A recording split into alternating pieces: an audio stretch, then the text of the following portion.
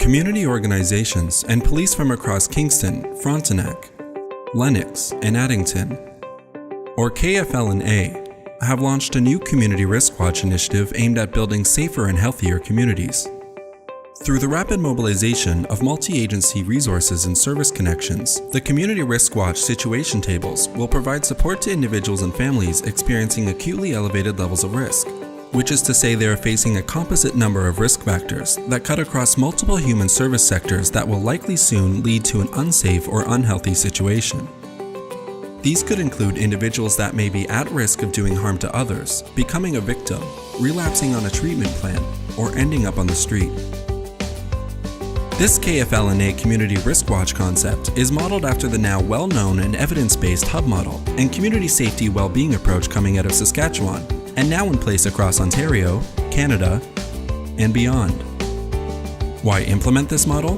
For KFL&A, the need and desire to do something different in response to community safety and well-being sparked the interest in this model, and following consultations with experts in this area, the decision was made to adopt this multidisciplinary intervention process.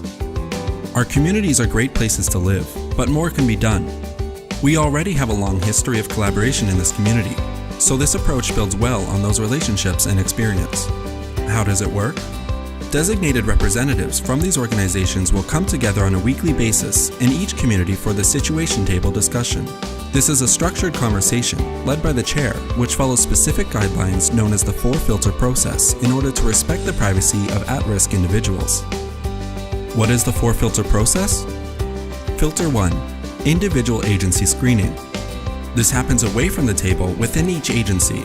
Agency or ancillary representatives working within the community can refer at-risk individuals or families to the Community Risk Watch for consideration through the approved referral forms if they feel they meet the required criteria.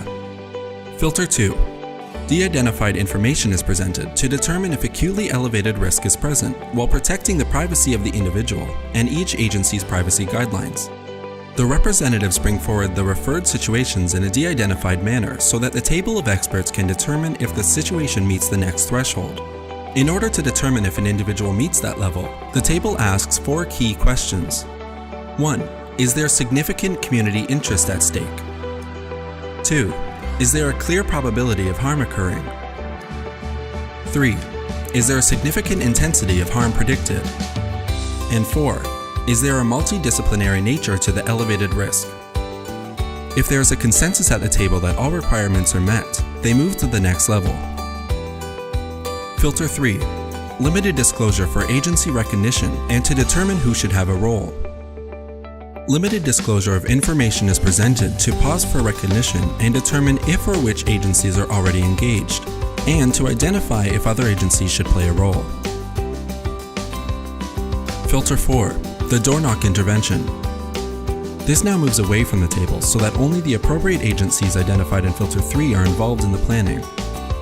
Those agency representatives meet either immediately after or within a short time frame to work together to determine the plan for intervention, which should take place within the next 48 hours. This intervention is not about enforcing or apprehending. It is about offering support and assistance that in many cases was not known to be available, easy to obtain, or accessible to all clients. It is about responding to risk, working to prevent incidences and crises, and doing things differently. The vision behind these risk-based collaborative approaches is to create a fundamental shift in the way society understands community safety and well-being. Through the mobilization and delivery of multidisciplinary services and technologies, we aim to drive proactive, opposite-to-reactive tactics to promote social innovation.